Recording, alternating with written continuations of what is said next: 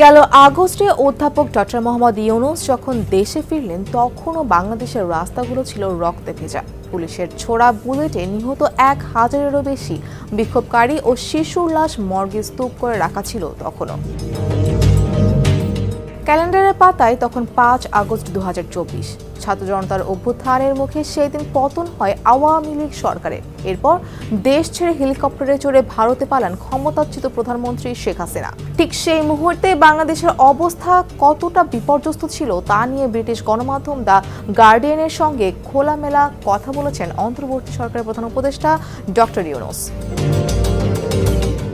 শেখ হাসিনার শাসনামল নিয়ে তিনি বলেন, হাসিনার শাসনামলে কোনো সরকার ছিল না, ছিল একটি দুষ্ট পরিবারের শাসন।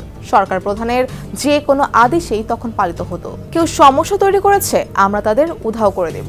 নির্বাচন করতে চান, আমরা নিশ্চিত করব যে আপনি যেন সব আসনেই জয়ী হন।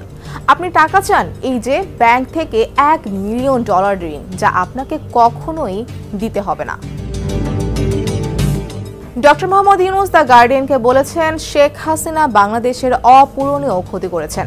এটি ছিল সম্পূর্ণরূপে বিধ্বস্ত একটি দেশ, আরেকটি গাজার মতো। তবে এতে কোনো ভবন ধ্বংস হয়নি, ধ্বংস হয়েছে প্রতিষ্ঠান, নীতিনৈতিকতা, মানুষ, আন্তর্জাতিক সম্পর্ক।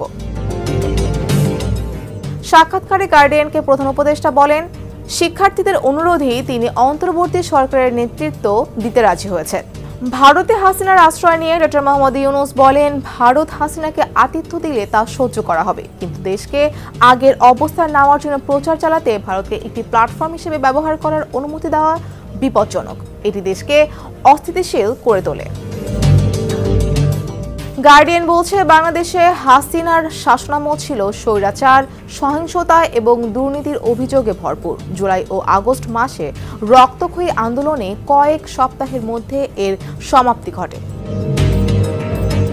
এই ঈদে জামা জুতো অ্যাকসেসরিজের ডিসকাউন্ট। জাতিসংঘের মতে ওই সময় বাংলাদেশে সরকার বিরোধী আন্দোলনে 1400 জনের বেশি মানুষ নিহত হয়। ওই আন্দোলনে পুলিশের সহিংস দমন পীড়ন মানবতার বিরুদ্ধে অপরাধ হিসেবে গণ্য হতে পারে। তবে এসব অভিযোগ অস্বীকার করছেন শেখ হাসিনা। ফৌজিয়া ফারিহা, সমকাল।